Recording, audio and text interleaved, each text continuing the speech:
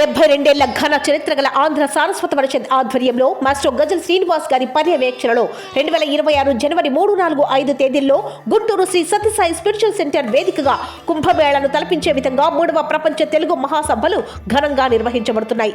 ఈ మహాసభలు తెలుగు భాషా మాధుర్యాన్ని, తెలుగు జాతి ఘన కీర్తిని ప్రపంచానికి చాటి చెప్పే మహావేడుక. ఈ చారిత్రక సభలను మరింత ఘనంగా విజయవంతం చేయడానికి మీ అందరూ పాల్గొనడం అత్యవసరం. రండి, కలిసి తెలుగు భాషను, తెలుగు సంస్కృతిని స్మరించుకుందాం. ఈ మహాసభలకు మీడియా పార్ట్నర్ గా క్యూటీవీ మీడియా వ్యవహరిస్తోంది. 3 రోజుల పాటు సభలను ప్రత్యక్ష ప్రసారంగా ప్రముఖులతో ప్రత్యేక ఇంటర్వ్యూలతో మీ ముందుకు తీసుకొస్తోంది.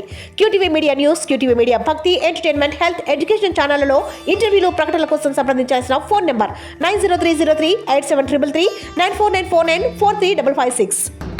సో మీ బిల్డింగ్లో లేదా మీ పర్మిషన్ ఇవ్వాల్సినటువంటి బిల్డింగ్లో చేసుకోకపోతే ఈ జాయినింగ్స్ ఆగిపోతాయి అనుకుంటే మీ అమాయకత్వం.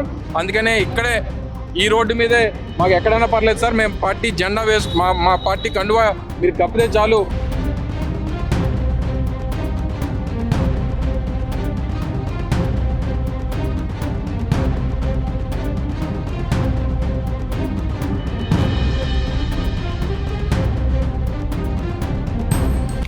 రవిరాజ్ గారు వారి సహచరులు, అనుచరులు అందరితో పాటు జగన్మోహన్ రెడ్డి గారి తాలూకా నాయకత్వాన్ని, వైఎస్ఆర్ కాంగ్రెస్ పార్టీ తాలూకా ఆశయాల్ని నమ్మి వైఎస్ఆర్ కాంగ్రెస్ పార్టీలో చేరడానికి ఈరోజు అంతా కూడా సన్నద్ధం అయ్యారు.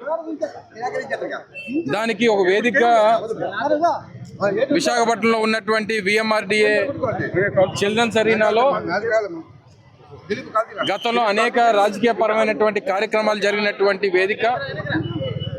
అలాగే ఈ కార్యక్రమానికి సంబంధించి కూడా దాదాపు 72,000 రూపాయలని బిఎంఆర్డీఏ చెల్లించి పర్మిషన్ తీసుకొని కార్యక్రమం ఏర్పాట్లన్నీ కూడా లోపల కూడా చేసుకొని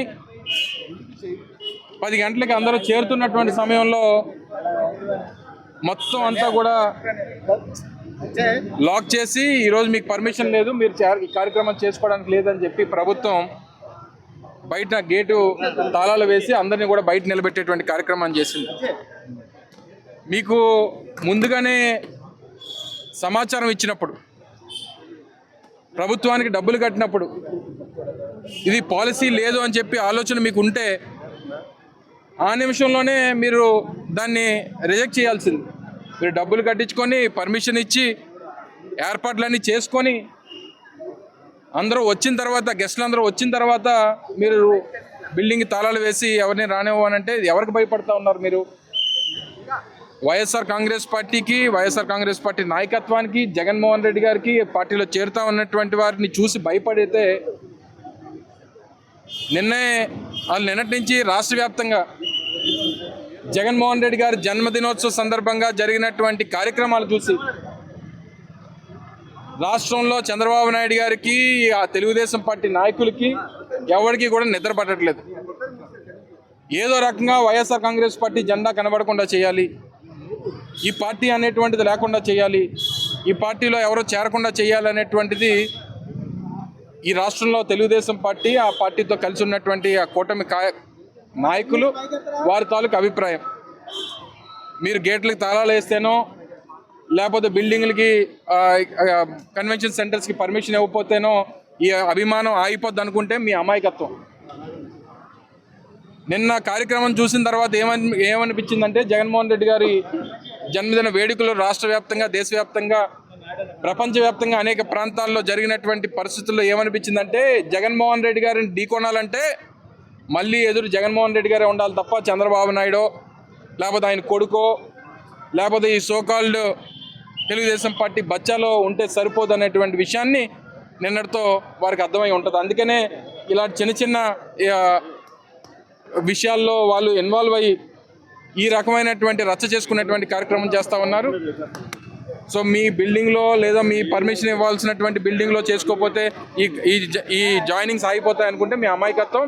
అందుకనే ఇక్కడే ఈ రోడ్డు మీదే మాకు ఎక్కడైనా పర్లేదు సార్, మేము పార్టీ జెండా మా పార్టీ కండువా మీరు కప్పితే చాలు, మాకు ఆ గౌరవం ఇస్తే చాలు అనేటువంటిది సోదరుడు ఆనంద్. కానీ అది కూడా ఒక దళిత నాయకుడు.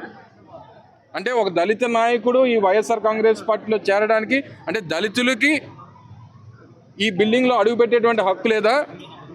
ఈ కార్యక్రమాలు చేసుకునేటువంటి హక్కు లేదా? ఇప్పటికీ కూడా వాళ్ళు రోడ్ల మీద నిలబడి ఏదైనా చేసుకోవాలంటే రోడ్ల మీద చేసుకోవాల్సినటువంటి ఆలోచన ఈ ప్రభుత్వానికి ఉందా? చంద్రబాబు నాయుడు గారు దళితుల గురించి వారి తాలూకు అభిప్రాయం ఏంటో కూడా చూసాం. గతంలో ఆయన ముఖ్యమంత్రిగా ఉన్నప్పుడు చెప్పినటువంటి మాటలు. దళిత కులంలో పుట్టాలని చెప్పి ఎవడన్నా అనుకుంటాడా? లేకపోతే వాళ్ళకి శుద్ధి శుభ్రం ఉండదు అన్నటువంటి మాటలు ఆ పార్టీకి చెందినటువంటి నాయకులు మాట్లాడినటువంటి విషయాలు ఇవన్నీ చూసాం. సో దీని ప్రకారం దళితుల పట్ల వారి తాలూకా ఎదుగుదల పట్ల చంద్రబాబు నాయుడు గారికి ఆ పార్టీకి ఉన్నటువంటి అభిప్రాయం గతంలో చూసాం. ఇప్పుడు ఈరోజు వీరు చేసినటువంటి కార్యక్రమంతో అర్థమవుతా ఉంది. ఇప్పటికన్నా ఏం మించిపోయింది లేదు. మీరు ఏదన్నా చేసుకోండి.